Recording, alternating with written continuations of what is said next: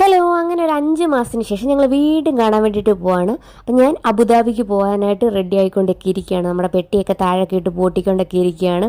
അങ്ങനെ എയർപോർട്ടിലേക്ക് പോകാൻ വേണ്ടിയിട്ട് റെഡി ആയിട്ടൊക്കെ ഇറങ്ങുകയാണ്. സാധനങ്ങളൊക്കെ പകുതിയൊക്കെ പാക്ക് ചെയ്തു. അപ്പോൾ ഇനി ആ കയ്യിൽ തൂക്കിയിട്ടിരിക്കുന്നതും കൂടെ പെട്ടിക്കകത്ത് കയറ്റി ഫുൾ പാക്കായിട്ട് നമ്മൾ ഇറങ്ങുകയാണ്. അപ്പോൾ കൂടെ അച്ഛനുണ്ട്, അമ്മമാരുണ്ട്, അതുപോലെ തന്നെ അനിയനുണ്ട്. എൻ്റെ അനിയൻ വന്നിട്ടില്ല കേട്ടോ, അവന് എക്സാം ആയതുകൊണ്ട് വരാൻ പറ്റിയില്ല.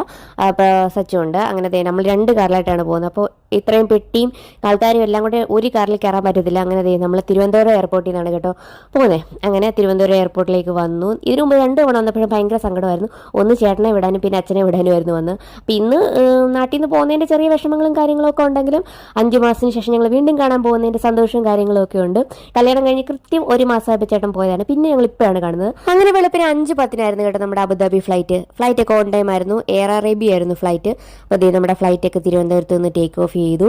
ഇത്രയും ദൂരം ഇന്ത്യക്ക് പുറത്തേക്കും ഇന്റർനാഷണൽ ഫ്ലൈറ്റിലൊക്കെ ഞാൻ കയറുന്ന ആദ്യമായിട്ടാണ്. ഡൊമസ്റ്റിക് ഫ്ലൈറ്റിൽ ഇതിന് മുമ്പ് ഒന്ന് കയറിയിട്ടുള്ളതുകൊണ്ട് ഫ്ലൈറ്റിൽ കയറിയുള്ള എക്സ്പീരിയൻസ് ഉണ്ടായിരുന്നു. അങ്ങനെ നമ്മുടെ ഫുഡൊക്കെ കഴിച്ചിട്ട് ഒന്ന് ഉറങ്ങിയൊക്കെ എഴുന്നേറ്റപ്പോഴത്തേക്കും നമ്മൾ അബുദാബി എത്താറായി. അപ്പം നമ്മുടെ വിൻഡോ സീറ്റ് ആയിരുന്നുകൊണ്ട് പുറത്തേക്ക് നോക്കുമ്പോൾ അബുദാബിയുടെ നല്ല അടിപൊളിയായിട്ടുള്ള വ്യൂസും കാര്യങ്ങളൊക്കെ ഉണ്ടായിരുന്നു. അപ്പോൾ ഓൺ ടൈമിൽ തന്നെ നമ്മൾ അബുദാബി എയർപോർട്ടിലെത്തി. ഫ്ലൈറ്റിൽ വെച്ച് കൊല്ലത്തുണ്ടായിരുന്ന ഒരു ചേച്ചിയെ പരിചയപ്പെട്ട. ആ ചേച്ചി കൂടെ ഉണ്ടായിരുന്നതുകൊണ്ട് വലിയ കാര്യങ്ങളും ടെൻഷനും കാര്യങ്ങളൊന്നും ഇല്ലായിരുന്നു. കൂളായിട്ട് നമ്മൾ പുറത്തേക്ക് ഇറങ്ങി.